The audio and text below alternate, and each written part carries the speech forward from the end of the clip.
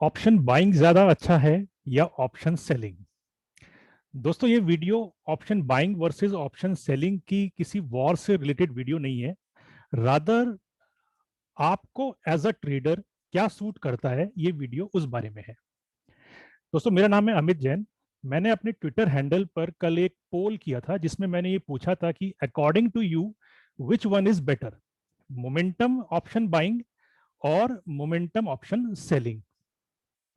सो कुछ 837 लोगों ने इस पोल के अंदर पार्टिसिपेट किया एंड 59.4% लोगों का ये कहना है कि momentum option buying is better than momentum option selling. मुझे अगर इसके अंदर अपना ओपिनियन देना हो, so according to me both the formats are equally workable as far as you know the pros and cons of each method. See, आप option selling से भी पैसा बना सकते हैं एंड ऑप्शन बाइंग से भी पैसा बना सकते हैं, बट आपको पता होना चाहिए कि दोनों ही फॉर्मेट्स के क्या एडवांटेजेस हैं एंड क्या डिसएडवांटेजेस हैं।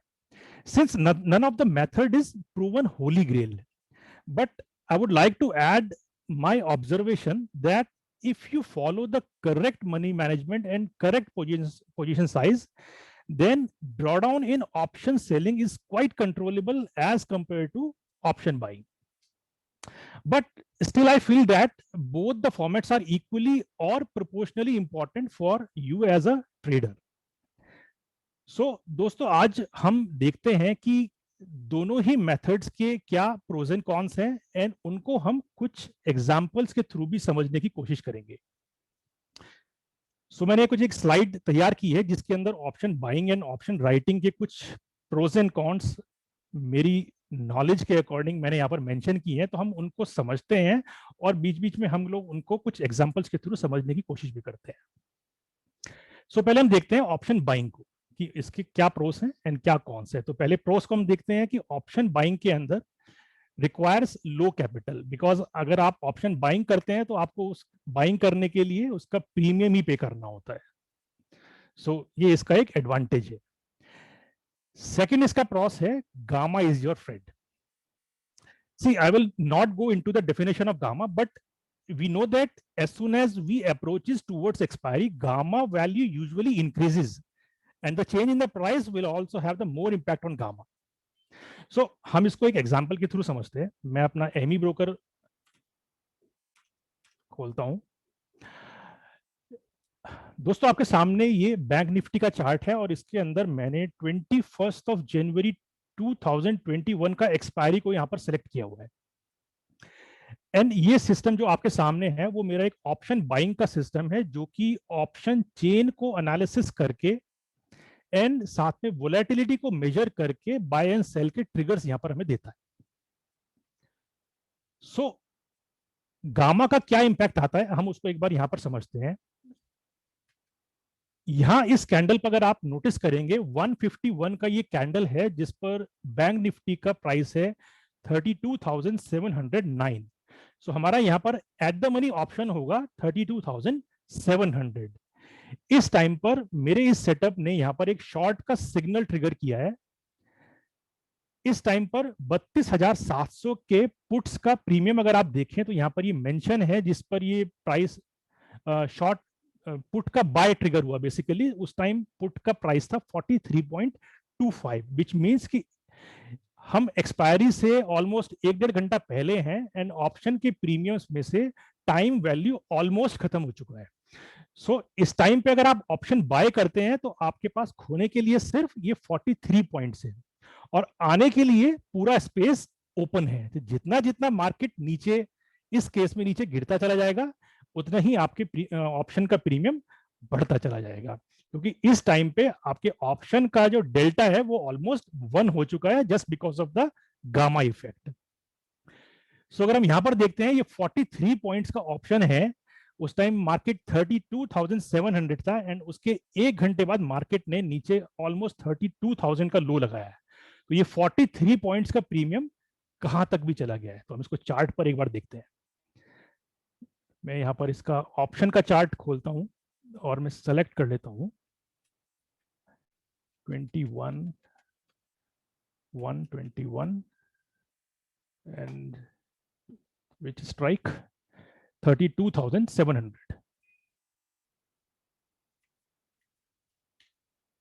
Put on 21st of January. Yes. सो इस टाइम पे हमें यहाँ पर इस चार्ट पे सिग्नल मिलता है 151 पे. इस टाइम अंडरलाइन का प्राइस 32,700 है. तो आप देख सकते हैं दोस्तों 151 का कैंडल मैंने यहाँ पर सेलेक्ट किया है जिसका प्राइस 43.25 दिखा रहा है, और उसके बाद एक घंटे के अंदर ये ऑप्शन का प्राइस अबाउट 700 तक चला जाता है, just because of the gamma effect. तो इस तरह से अगर आपका कोई सेटअप है जिसमें आप ऑप्शन बाइंग करते हैं तो इस तरह से आप गामा का बेनिफिट ले सकते हैं.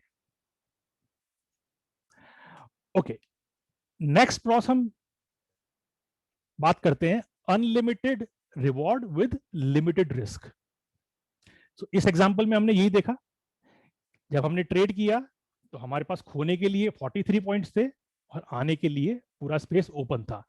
ये क्योंकि एक्सपायरी का एग्जांपल था, लेकिन अगर हम एक्सपायरी के दिन नहीं भी हैं तो जिस भी प्रीमियम पे हम अपने ऑप्शन को बाय करते हैं हमारे पास खोने के लिए वो प्रीमियम की वैल्यू के अलावा और कुछ नहीं होता है, एंड आने के लिए पूरा स्पेस ओपन होता है. सो ऑप्शन बाइंग का आप कह सकते हैं कि एक एडवांटेज है कि इसके अंदर आप लिमिटेड रिस्क पे काम करते हैं, अनलिमिटेड रिवॉर्ड पे काम करते हैं. ओके, अब इसके हम कॉन्स को देखते हैं. ऑप्शन बाइंग का जो बिगेस्ट कॉन्स या बिगेस्ट डिसएडवांटेज है वो है इसका थीटा. इसको भी हम एक एग्जांपल के थ्रू देखते हैं. तो मैं एक एग्जांपल मैंने यहाँ पर ऑलरेडी नोट किया हुआ है 7th of December 2020 का. 7th of December.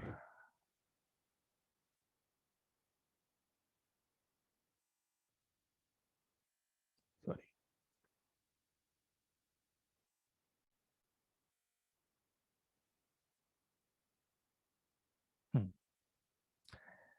तो ये 7th of December का चार्ट है. मैं इसके ऊपर ऑप्शंस की एक्सपायरी यहाँ पर सेलेक्ट कर लेता हूँ 20D10. ओके, ये भी ऑप्शन चेन या वोलेटिलिटी को मेजर करके आया हुआ एक सिग्नल है जिसमें हम देख सकते हैं कि 12/9 पर एक बाय का सिग्नल जनरेट होता है. इस टाइम अंडरलाइन का प्राइस है 30,217. तो हमारा एट द मनी ऑप्शन हो गया 30,200, जिसका प्राइस इस कैंडल पे जब ये ट्रिगर होता है 395 के अराउंड है. नीचे जो आपको ये रेड लाइन दिखाई दे रहा है ये इसका स्टॉप लॉस लाइन है, एंड ये इसका इंटरमीडिएट टारगेट है, एंड ये इसका फाइनल टारगेट है. So during the day signal trigger होने के बाद ना तो स्टॉप लॉस ट्रिगर हुआ ना इसका कोई टारगेट आया, and at the end of the day 3:15 का मैंने इस पे क्लोजिंग टाइम दिया हुआ है. 3:15 पे मार्केट ऑलमोस्ट वहीं पे क्लोज होता है जहां पर हमारा बाय ट्रिगर हुआ था 30,200 के आसपास.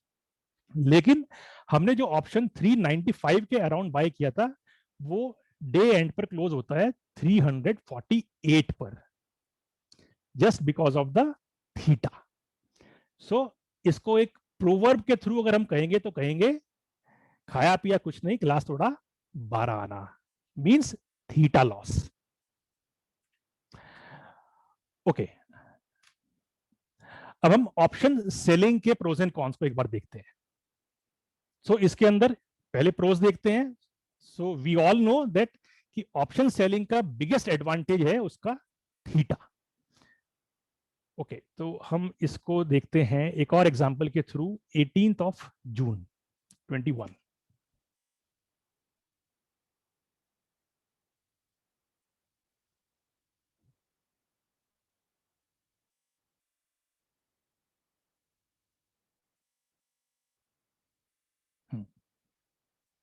तो मैं यहाँ पर एक्सपायरी इसकी चेंज कर लेता हूँ 21JUN.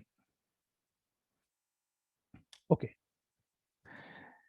यहां पर इस सिस्टम ने इधर 954 की कैंडल पे इस सिस्टम ने शॉर्ट का सिग्नल ट्रिगर किया. इस टाइम अंडरलाइन का प्राइस यहां पर दिखा रहा है 34,320.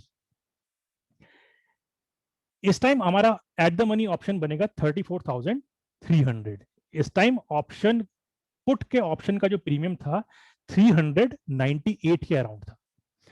सो ये जो ऊपर टॉप रेड लाइन दिख रही है ये इसका इनिशियल स्टॉप लॉस है, एंड उसके बाद अंडरलाइंग के एक स्पेसिफिक लेवल तक पहुंचने के बाद इसको मैं यहां पर ट्रेल कर रहा हूं, और इसको ट्रेल करके मैं इनिशियली जो इसका ट्रिगर प्राइस था उसको वहां पर मैं उसको शिफ्ट कर रहा हूं।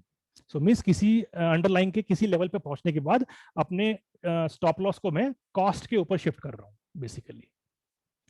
ये व्हाइट लाइन इसका इंटरमीडिएट टारगेट है, एंड ये ग्रीन लाइन इसका फाइनल टारगेट है। सो लेट्स एज्यूम कि अभी यहां पर ये जो नीचे इसने इंटरमीडिएट टारगेट हिट किया था, अभी हम मान के चलते हैं कि प्राइस ने इंटरमीडिएट टारगेट हिट नहीं किया है during the day, and finally ये यहां पर 154 पर जाकर हमें एग्जिट देता है।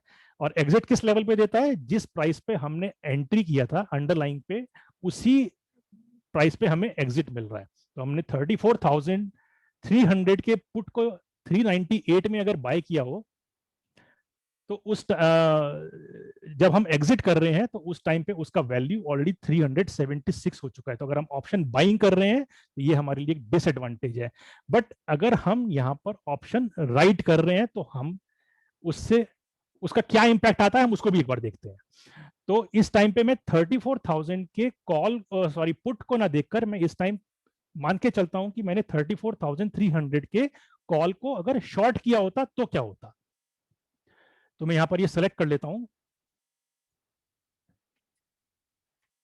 21 JUN 34,300 call on 18th June। या ओके, सो यहां 954 पर सपोज हमने 34,300 के कॉल को शॉर्ट किया और 154 पे उसको कवर किया तो क्या होता। सो 954 के कैंडल को मैंने सेलेक्ट किया है, यहाँ पे इसका क्लोजिंग प्राइस है 460 है। इसके लो पे भी अगर हमने इसको शॉर्ट किया होता तो 450 पे अगर हमने इसको शॉर्ट किया, एंड 154 के कैंडल पे इसको हमने कवर किया, 450 पे शॉर्ट किया एंड कवर किया इसको 401 पे। स्टिल मार्केट में हमें कोई डायरेक्शन नहीं मिला, अंडरलाइन के बेसिस पे हमने जहां एंट्री किया था वहां पे एग्जिट कर लिया, बट हमारी कॉल ऑप्शन राइटिंग की पोजीशन ने हमें थोड़ा सा फिर भी एक प्रॉफिट दे दिया। सो थीटा ऑप्शन राइटिंग का ऑलवेज एक बिगेस्ट एडवांटेज है। Okay, requires less skills. Okay, option writing के लिए हम जानते ही हैं कि जो स्किल्स चाहिए as compare to option buying comparatively कम चाहिए होते हैं, बिकॉज ऑप्शन बाइंग के अंदर आप रैंडमली कोई भी कॉल या पुट को बाय करके पैसा नहीं कमा सकते हैं। ऑप्शन बाइंग अगर आप कर रहे हैं तो आपको डेफिनेटली कोई ना कोई एक सेटअप चाहिए जिसमें आपको वो एक पर्टिकुलर मोमेंटम को आइडेंटिफाई करके कोई ना कोई ट्रिगर दे जहां पर आप अपने कॉल एंड पुट्स को बाय करके कुछ बेनिफिट ले सकते हैं। वेयरएज आप ऑप्शन राइटिंग अगर कर रहे हैं तो आप इनकेस अगर आपका डायरेक्शन भी गलत है तो भी एक प्रोबेबिलिटी है कि आप उस ट्रेड में से कुछ ना कुछ प्रॉफिट लेकर निकल सकते हैं। या आप नॉन डायरेक्शनल भी अगर राइटिंग कर रहे हैं, जो कि हमारा आज की वीडियो का पार्ट नहीं है, बट क्योंकि यहाँ स्किल्स की बात हो रही है तो नॉन डायरेक्शन अगर आप ऑप्शन राइटिंग भी करते हैं तो भी आप उसके अंदर से कुछ एडवांटेज ले सकते हैं। इसकी अगर हम कॉन्स की बात करें तो requires high capital. Of course buying करते हैं तो हमें सिर्फ प्रीमियम देना पड़ता है, लेकिन जब अगर हम ऑप्शन राइटिंग करते हैं तो हमें उसके लिए पूरा एक मार्जिन एक्सचेंज में डिपॉजिट करना पड़ता है। तो ये इसका कौन सा आप मान सकते हैं। Gamma is your enemy. अभी हमने एक 21 जनवरी के एग्जाम्पल में देखा कि जैसे कैसे 43 पॉइंट्स का प्रीमियम 700 तक पहुंच जाता है। सो ऑप्शन राइटिंग के केस में ये एक बिगेस्ट डिसएडवांटेज है। तो अगर आप ऑप्शन राइटिंग कर रहे हैं तो आपका स्टॉप लॉस आपका एक बिगेस्ट फ्रेंड है, right. And third, limited reward with unlimited risk. See हम इसी एग्जांपल को देखते हैं। लेट्स से हमने यहाँ पर 34,300 के पुट को बाय किया होता एंड यहाँ पर इसका प्रीमियम देखते हैं कि किस लेवल तक वो चला गया था। 34,300 के पुट्स 18th ऑफ जून, 954 पे हमने सपोज इसको बाय किया है 398 पर एंड ये प्रीमियम का हाई लगा है अबाउट 720 पॉइंट्स तक। सो हमने बाय किया था इसको सपोज 398 एंड 720 तक ये गया है, तो ऑलमोस्ट 320 पॉइंट्स का इसने यहां पर राइज दिया है। वेरएज अगर हम ऑप्शन राइट कर रहे होते, दैट मीन्स अगर हमने 34,300 के कॉल को अगर शॉर्ट किया होता तो हमारे पास 954 पे अगर हमने इसको 460 पे अगर शॉर्ट किया है, सो लोएस्ट ऑफ द लोएस्ट इसने अपना लो बनाया है 300 अबाउट 20 का। तो हमने शॉर्ट किया सपोज 460 माइनस 320, तो मैक्सिमम ये 140 पॉइंट्स तक ही नीचे गया है। सो ऑप्शन राइटिंग अगर आप कर रहे हैं तो जितना प्रीमियम आपने शॉर्ट किया है मैक्सिमम वही आपका रिवॉर्ड हो सकता है। एंड अगर आप एक्सपायरी के दिन नहीं है तो वो प्रीमियम एक दिन में जीरो भी होने वाला नहीं है। सो उस प्रीमियम का कुछ ना कुछ एक पार्ट ऐसा रह जाएगा कि जो उसकी वैल्यू वो मेंटेन रहेगी। सो ऑप्शन राइटिंग का आप कह सकते हैं कि ये कॉन्स है कि आपका रिवॉर्ड लिमिटेड है बट रिस्क अनलिमिटेड है, बट आप अपने स्टॉप लॉस को या मनी मैनेजमेंट को फॉलो करते हैं तो ऑप्शन राइटिंग में आप इस चीज से भी ओवरकम कर सकते हैं। दोस्तों हमने आज की वीडियो में देखा कि option writing and option buying के क्या एडवांटेजेस हैं और क्या डिसएडवांटेजेस हैं। आपको खुद ये डिसाइड करना होगा कि आपको इन दोनों मेथड्स में से किस मेथड्स के ऊपर ट्रेडिंग करनी है, या इन दोनों मेथड के ऊपर ट्रेडिंग करनी है तो अपने फंड को या अपने कैपिटल को किस प्रोपोर्शन में इन सेटअप्स के ऊपर डाइवर्सिफाई करना है। मैं अगर अपना ओपिनियन दूं तो एज अ ट्रेडर आपको दोनों ही फॉर्मेट्स के ऊपर ट्रेडिंग करना चाहिए एंड अपने कैपिटल को एक प्रोपोर्शन में दोनों ही सेटअप्स के ऊपर, ये ऑप्शन बाइंग के ऊपर भी और ऑप्शन सेलिंग के ऊपर भी डाइवर्सिफाई करना चाहिए। दोस्तों आज के वीडियो के लिए इतना ही। अगली वीडियो में अगली लर्निंग के साथ हम फिर मिलेंगे, तब तक के लिए टेक केयर, बाय बाय।